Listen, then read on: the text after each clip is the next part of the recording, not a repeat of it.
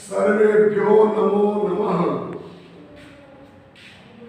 मैं doctor mamra Sharma, professor साहित्य, श्री कल्याण राजकीय आचार्य संस्कृत महाविद्यालय सीकर, साहित्य विभाग, आचार्य द्वितीय खंड, साहित्य पंचम पत्र, काव्य तत्व विमर्श, उसमें विवेचित 6 संप्रदायों में से रस संप्रदाय का अध्ययन हम लोग कर रहे हैं।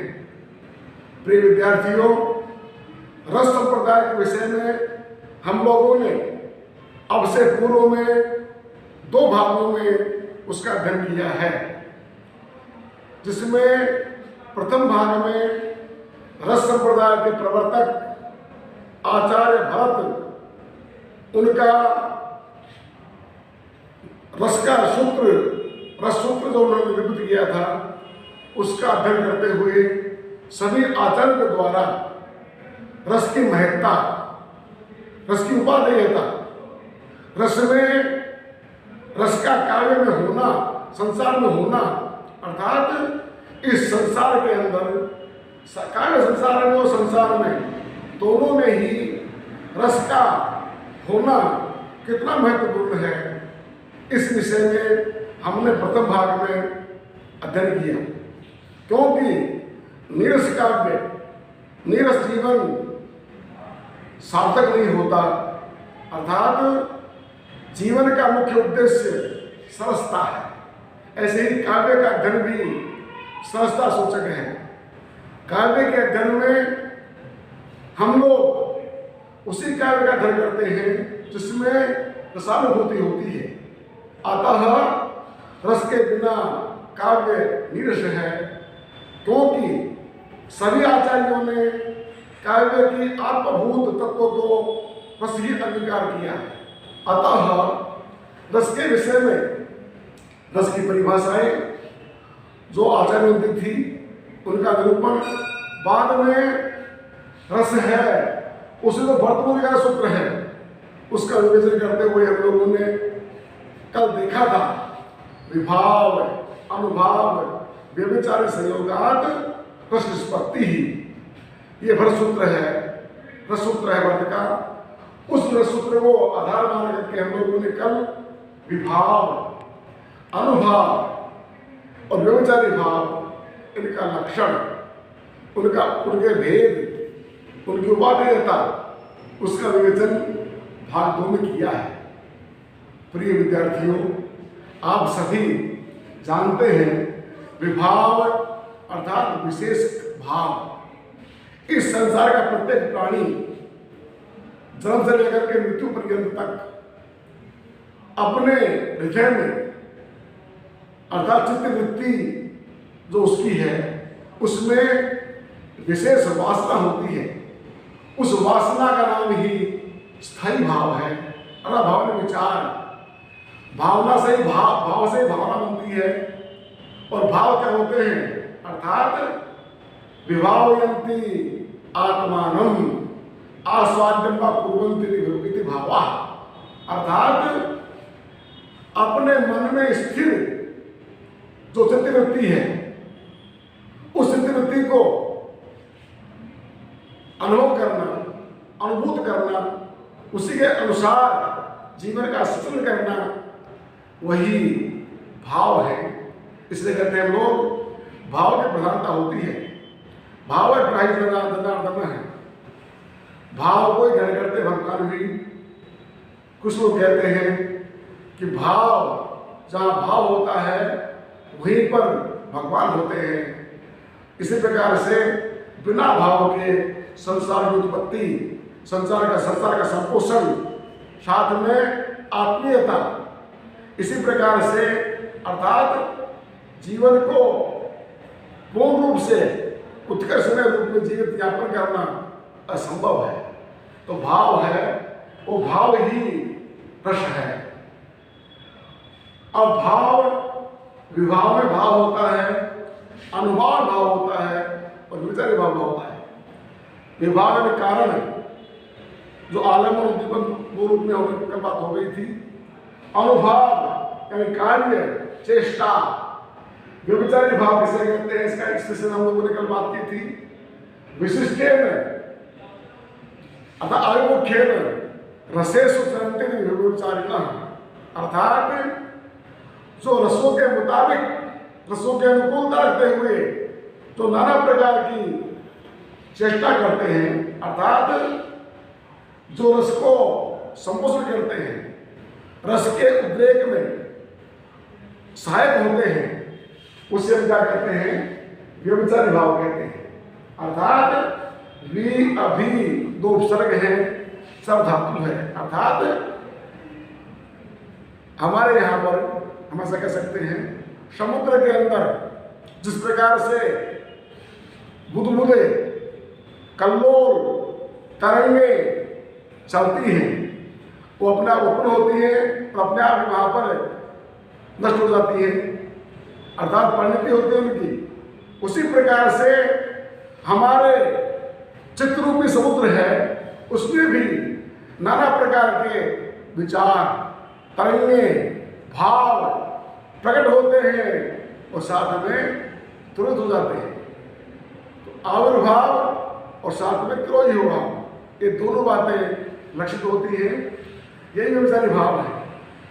लोग कहता है इनके तीनों के माध्यम से जो सामाजिक के चित्त में वासना रूप में स्थापित जो स्थायित्व है, स्थायी, उसी को स्थायी भाव कहते हैं और वही रस है उसमें और इनमें, अर्थात जो व्यभिचारी भाव है उन व्यभिचारी भावों के अंदर ये गौण है, क्षण भंगुर होते हैं। वो स्थायी भाव होता है, वो स्थिर होता है, जो निरंतर हमारे चित्तवृत्ति में स्थापित होता है।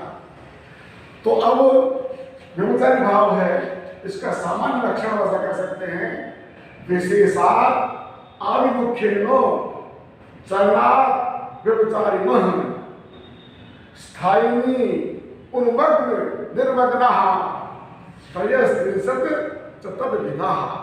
अर्थात जो व्यभिचारी भाव है, जो प्रकट होकर के प्रकट होते हैं तो साथ में अपना कार्य करके पुनः लुप्त हो जाते हैं, उस प्रकार के जो भाव हैं उसे व्यभिचारी भाव कहते हैं।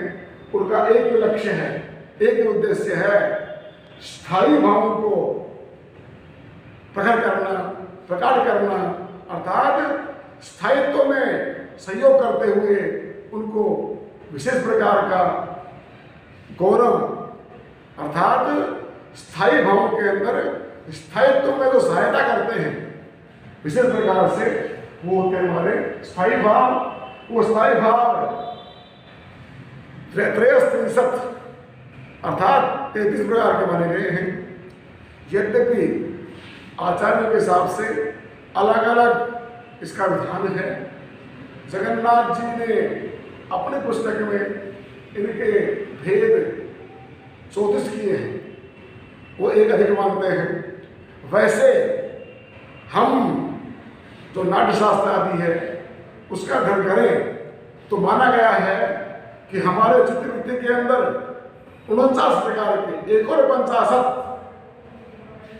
इसके व्यभिचारी भावों को दर्शाया गया है। लेकिन अंतर्भाव करते करते सामान्यतः सभी आचार्यों ने एकमत रूप के अंदर 33 भेद बताए हैं। वो कौन से होते हैं? उसमें है निर्वेद, ग्लानि, संकाख्या तथा असूयामनसमः आलस्यं चैव दैन्यं च चिंता मोह स्मृति धृति व्रीड़ा चपलता हर्ष आवेग जड़ता तथा गर्वः विषादः औत्सुक्यं निद्रा अपस्मार एवं सुप्तम प्रबोधः अमरसः अविहत्थम अथोग्रता मतिर्व्याधि तथोन्मादः तथा मरणमेव च त्रासस्यैव वितर्कश्च विज्ञेया व्यभिचारिणः त्रयस्त्रिंशत् अभिभावाः समाख्यातास्तु नामतः, अर्थात नाम लेकर के 33 प्रकार के व्यभिचारी भावों का उल्लेख विवरण सामान्यतः चंद्रालोक से लेकर के जगन्नाथ जी जो पुस्तक सिंहाधर है साहित्य में काव्य प्रकाश में सब में उसका उल्लेख निरूपण स्पष्ट किया गया है। इस प्रकार व्यभिचारी भावों के द्वारा ही तो क्षणभंगुर है, अर्थात समयानुसार उत्पन्न होते हैं तो साथ में तुरंत हो जाते हैं। इस प्रकार के तो चित्रवृत्ति के सहायक भाव हैं वो होते तीन प्रकार। अब विभाव अनुभाव व्यभिचारी भाव है, इनके मिलने के पश्चात स्थायी काम होता है, उसे स्थायी भाव कहते हैं। स्थायी अर्थात स्थिर, जो हमेशा हमारे चित्त में वासना रूप में स्थित है। अविरुद्धावा यम तिरोधात्मक्षमा आस्वाद अंकुर कंदुसौ भाव स्थायी संपतः, अर्थात विश्वनाथ कहते हैं कि हमारे चित्तवृत्ति में आस्वाद्यमान जो भाव है वो भाव जन्म से लेकर के मृत्यु पर्यंत तक वासना रूप में विद्यमान रहते हैं। उन्हें जिसमें कई प्रकार की बातें होती हैं, कभी सुख कभी दुख, अर्थात सुखानुभूति भी होती है और दुखानुभूति भी होती है, प्रसन्नता भी होती है, क्रोध भी आता है, भय भी होता है। तो अर्थात नाना प्रकार की स्थिति होकर के जो हमारे भावना है, हमारे भाव विशेष है, तो चित्त की वृत्तियां हैं, उस चित्त वृत्ति को जो हम लोग अनुभव करते हैं वही रस है। अब स्थायी भाव है वो कितने होते हैं, इस विषय में भी कुछ आचार्यों में मतभेद है। नाट्य शास्त्र के अंदर 8 प्रकार के स्थायी भाव माने गए हैं और रस के 8 माने गए हैं। यही बात प्रसूनकार कहते हैं, लेकिन जो बाद में हमारे आचार्य हैं मम्मट, विश्वनाथ जी, जगन्नाथ जी आदि ने इसके 9 भेद किए हैं, उन्होंने एक और माना है। तो बात आती है रति, हास, शोक, क्रोध, उत्साह, भय, जुगुप्सा, विस्मय, 8 प्रकार के ही बताए गए थे पहले। बाद में सम नाम का, समात्मा निर्वेद नाम का, ये 2 शब्द निर्वेद और सम, ये दोनों ही लक्ष्य से एक ही है। ये 2 प्रकार के स्थायी भाव बताए गए हैं।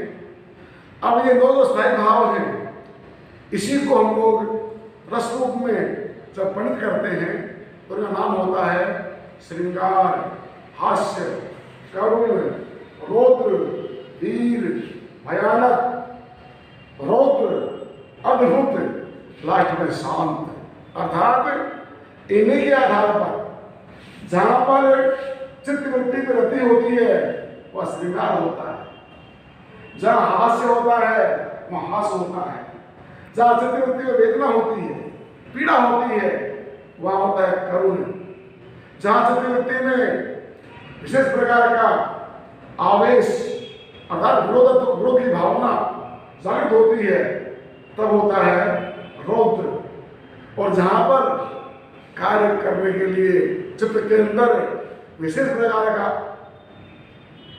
उत्साह होता है, उमंग होती है, लालसा होती है, तब होता है वीर। और जहां पर किसी विकृति को देख करके, किसी भयावह वस्तु को देख करके हृदय में कंपन होता है, डोलायमान लोलायमान कंपायमान जब हृदय होता है तब होता है भयानक। और जब किसी वस्तु को देख करके आत्मग्लानि होती है, घृणा होती है मन के अंदर, तब होता है रौद्र। और जब चित्तवृत्ति में अलौकिक वस्तु का अनुभव किया जाता है और साथ में हमारे नेत्र आदि भी जिसके अवलोकन से अपने आप में आश्चर्य करते हैं, जहाँ विस्मय होता है वहाँ होता है अद्भुत। इसी प्रकार से अंतःकरण में सब विकारों को छोड़ करके एकाग्रता की भावना आती है, तब होता है सम या निर्वेद, बिना वेदना के किसी प्रकार की कोई हलचल नहीं होती। इस प्रकार की भावना होती है तो उसको होता है शांत रहे। इस प्रकार से स्थायी भाव के मुताबिक रस भी 9 प्रकार के बताए गए। प्रिय विद्यार्थियों, स्थायी भाव के अनुसार ही रसों का प्रतिबिंबन अर्थात अनुभव, अनुभूति होती है। क्योंकि रति है वह श्रृंगार होता है, हास्य में हास होता है, जहाँ हास होता है अर्थात मुस्कान होती है। रति बोलते स्नेह को, अर्थात आत्मा के अंदर अन्योन्य प्रेमात्रता होना, वो रति होती है। अर्थात नायक और नायिका दोनों जब अपने आप को इतने प्रेम। प्रिय विद्यार्थियों, स्थायी भाव के आधार पर ही रस का नामकरण, रसानुभूति अंगीकृत की गई है। सभी आचार्यों ने अलग अलग जो रस, जो 2 प्रकार के स्थायी भाव बताए थे, उसी प्रकार से काव्य में 9 रस माने गए हैं।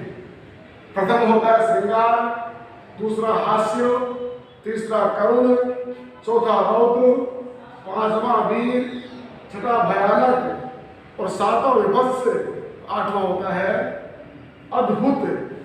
अंत में जो अभिनव रूप में अंगीकार किया गया है वह है शांत। इस प्रकार से साहित्य में, काव्य के अंदर और नाट्य विधा के अंदर भी वर्तमान में 9 प्रकार के रसों का विवेचन किया गया है। अब हम लोग देखते भी हैं श्रृंगार, हास्य, करुण, रौद्र, भयानक, विभत्साद्भुत संयोचेत अष्टम नाट्य रसास्मिता। अर्थात नाट्य शास्त्र में वर्तमान ने 8 प्रकार के रस अंगीकार किए हैं। बाद में निर्वेद स्थायी भावस्ति शांतोपि नवमो रसः, अर्थात सम या निर्वेद नाम का स्थायी भाव इसका होता है। इस प्रकार का 9 संख्यात्मक शांत रस स्वीकृत किया गया है मनुष्य के द्वारा।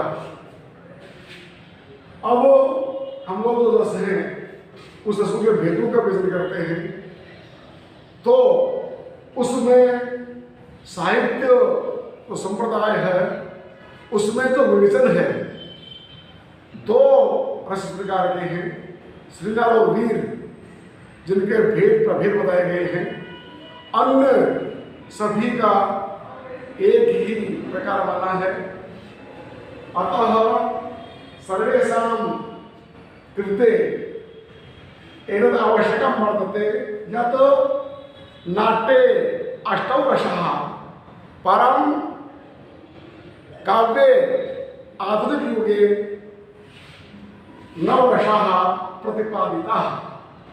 तत्र शांत रसः अंगीकृतः, श्रृंगार रसः श्रृंगारकः अत्र शाब्दिक विवेचनं चेत् क्रियते तर्हि भौतिकम् अर्थात् यत्र अंगानाम् अर्थात् श्रियत्वम् उत्कर्षकत्वं यत्र दृष्टिगोचरी भवति असौ श्रृंगारः। अत्र नायकः स्वकीय नायकया कृते इत्थं कथयति पुनः पुनः यतो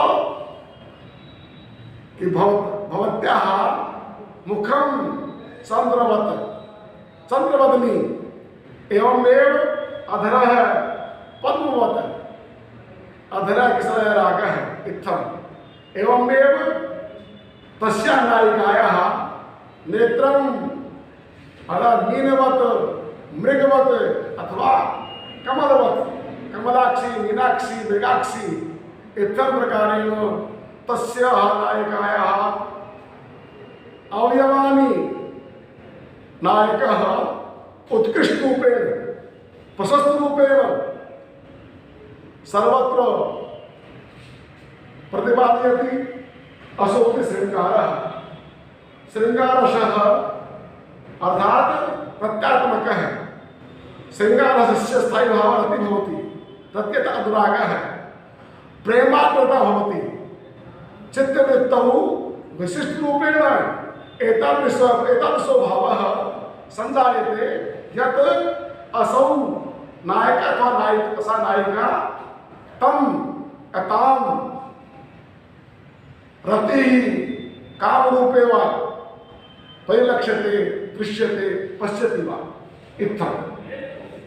अत्र श्रृंगारस्य उभयो भेदौ कृतौ सर्वप्रथमः संयोगः अथवा संभोगः संभोग श्रृंगारः या संयोग श्रृंगारः अत्रापि चिन्तनीयम् योगः अर्थात एकत्वं मिलनं प्रगाढता वा भवेत् स योगो भवति।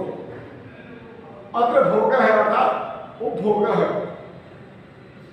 इस विषय में सामान्यतः संयोग वियोग ये जो दो स्वरूप बताए गए हैं, दो उसके प्रकार बताए गए हैं अलग अलग, उनमें तो संयोग है और वियोग है, उनको अलग अलग क्यों किया गया है, इस विषय में कुछ चिंतन है कि अगर नायक और नायिका दोनों साथ भी हैं लेकिन किसी कारणवश दोनों के मन में दोनों के अंतःकरण के अंदर इस प्रकार की भावना है कि साथ साथ रहते हुए आवास करते हुए शयन करते हुए भी विमुखता होती है, अर्थात अंतःस्थल में स्नेहता अनुराग का अभाव होता है। तो इसलिए संयोग का मतलब होता है, अर्थात इसका संयोग किसे कहते हैं क्या होगा, तो बाद में संयोग का जो श्रृंगार है उसको एक ही प्रकार का माना गया है। यद्यपि इसमें कई प्रकार के क्रियाकलाप होते हैं, जैसे आपस में देखना, आलिंगन करना, अधरपान करना, परिचुंबन करना आदि आदि, अर्थात अनेक कर्म शारीरिक मानसिक और वाचिक स्नेह अतिरेक होते हुए भी इसको एक ही प्रकार का माना गया है। अर्थात नायक और नायिका के मन में आत्मिक जो स्नेह है वही अपने आप में संयोग है। नमस्कार। इस प्रकार से यह हो गया प्रथम। दूसरा वियोग, अर्थात जहां योग नहीं होता, नायक नायिका साथ भी है फिर भी इस प्रकार की घटना घटित हो जाती है जिससे उनका अंतःस्थल में स्नेह नहीं होता। ऐसी घटनाएं होती हैं। उसके कारण जो 5 प्रकार के साहित्याचार्यों ने प्रबंध किए हैं वो है अभिलाष, विरह, ईर्ष्या, प्रवास और साप। इसमें ये 5 कारण हैं, अर्थात हेतु परक ये 5 प्रकार की स्थिति होती है जिस कारण से 2 व्यक्तियों में रति तो है लेकिन वो रति अंतःस्थल में न होकर के किसी कारण से आपस में पार्थक्य विभिन्नता को प्रकट करती है। अभिलाष ईर्ष्या, अभिलाष इच्छा है फिर भी मिल नहीं सकता उसके अंदर। विरह है अर्थात एकांतवास होना, ईर्ष्या मानसिक अशांति होना, प्रवास अर्थात नायक या नायिका का दूसरे स्थान पर होना। एक स्थान पर अलग व्यक्ति है जो वर्तमान में कर्मचारी है उनमें अधिकांश इसी प्रकार की स्थिति बनती है। नायक कहीं काम करता है, नायक का कहीं पोस्टिंग होती है, इस प्रकार से कह सकते हैं लोग। और साप अर्थात दंडात्मक स्थिति, दंडात्मक जो विधि है वही साप है। मेघदूत अभिज्ञान शाकुंतल में साप के कारण से शकुंतला संकट नहीं होता। इसी प्रकार से तो हम लोगों ने श्रृंगार दोष है, उस श्रृंगार को जो पूर्ण रूप से इस संसार के अंदर प्रत्येक मानव के द्वारा सहर्ष अंगीकृत किया गया है, उससे उसके दो प्रकार माने, एक संयोग और एक संभोग। इसके जो एक प्रकार का है और वियोग का विप्रलंब जो ये 5 प्रकार का माना गया है। अब दूसरे साया करते हैं हमारे, जैसे हास्य है, वहाँ मुस्कान होती है, प्रफुल्लता होती है, खुशी होती है, कथन से, देखने से, सुनने से, बोलने से। जहाँ शोक होता है, जन हानि, धन हानि या कोई कष्ट जिसके द्वारा हृदय में वेदना होती है, वो कम हो जाएगा। रौद्र अर्थात जहाँ क्रोध होता है, हम देखते हैं क्रोध समस्त वस्तुओं का अर्थात सभी अनर्थों का जड़ है, मूल है। क्रोध के द्वारा ही सगे भाई आपस में एक होते हुए भी एक खून है, एक परिवार है, एक परिवेश है, लेकिन क्रोध के कारणों के अंदर दुश्मनी होती है। तो ये रौद्र अर्थात अमर्ष युक्त, क्रोध युक्त बात होती है, वो रुद्र होती है। इस रुद्रता के अंदर ऐसे वीर अर्थात जो वीर मतलब उत्साह होता है, इसके अंदर कार्य करने की लालसा जागृत होती है, विशेष प्रकार से मन के भाव उद्दीप्त होते हैं, जागृत होते हैं, वो होता है रसवीर। उत्साह से स्थायी भाव है।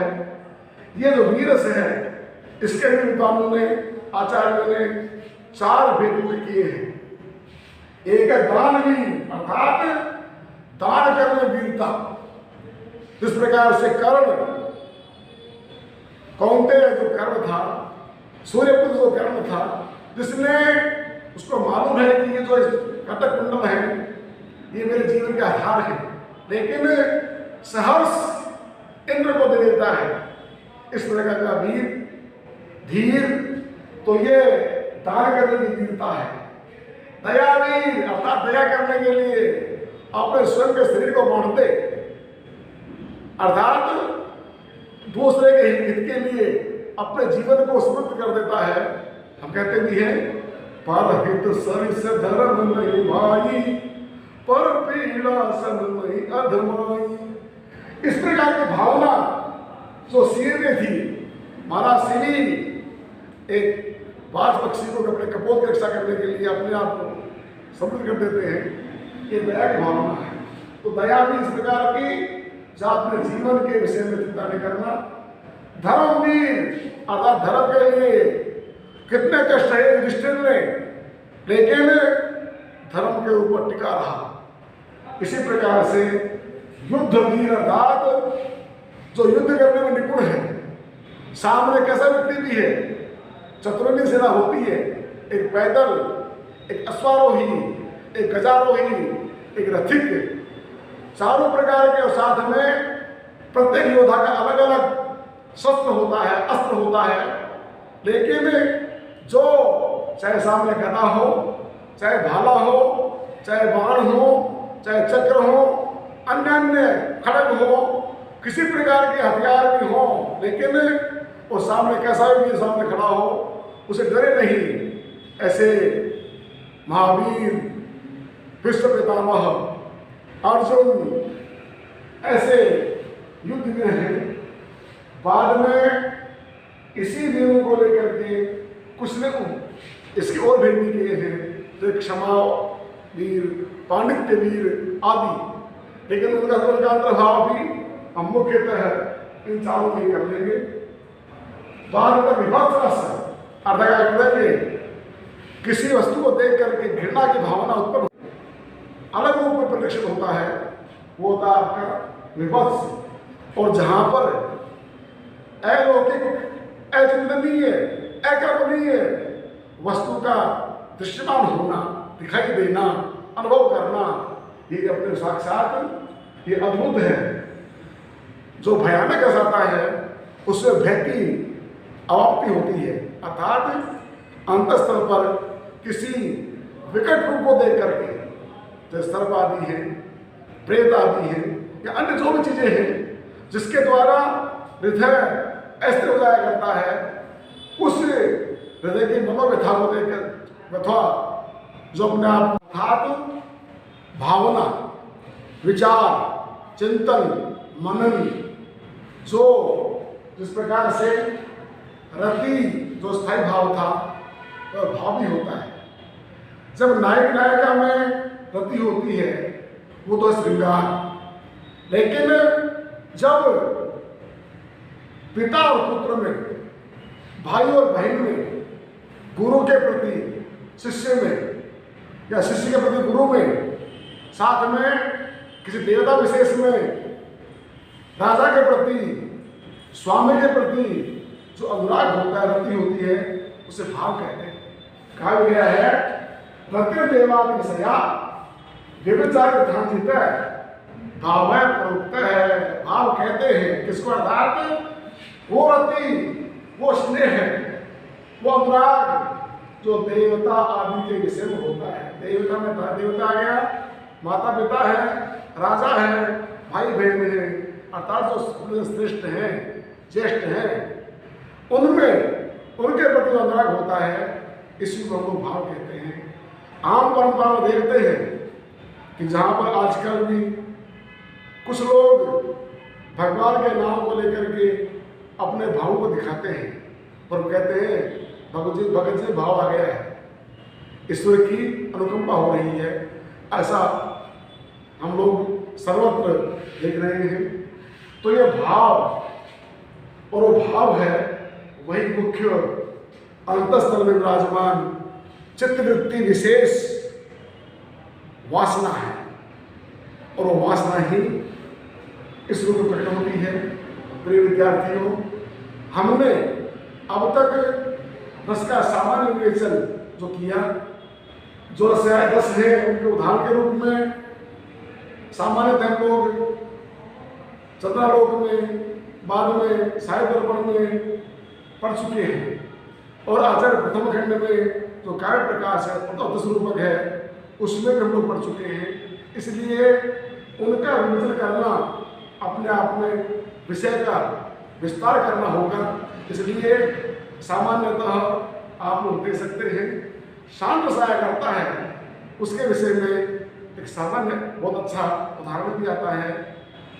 एक व्यक्ति कहता है जो शांत है, राज सत्व की भावना आ गई है, वो कहता है अहो रे बलवती रिपौवा सुरधिवा। इस प्रकार से मणुवा लोष्टेवा कुसुम शयने त्रिसदिवा त्रिवेवास्त्रेणेवा मम समदृशो यान्ति दिवसाः क्वचित् पुण्यारण्ये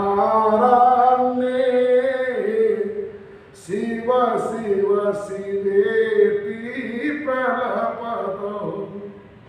इस प्रकार की भावना अंतःकरण में किसी प्रकार का विकार नहीं, इस प्रकार के समत्व की भावना ही शांत उसका अच्छा उदाहरण है। अब हम लोग अग्रिम भाग में, अग्रिम दिन शिक्षण बिंदु के रूप में जो भरतमुनि ने निष्पत्ति शब्द का प्रयोग किया है, उस निष्पत्ति को लेकर के मनुष्यों की जो मन में भावना है, उनके विचार हैं, उसका निरूपण, विवेचन जो विशेष प्रकार से इसका उद्देश्य भी है पठन का और पाठन का, उसका विवरण हम लोग चतुर्थ भाग में अर्थात भाग चौथे में सम्यक बयान करने का विचार रखेंगे। आप सभी इस विषय में विशेष प्रकार से अध्ययन करें। जय संस्कृतम, जय भारत।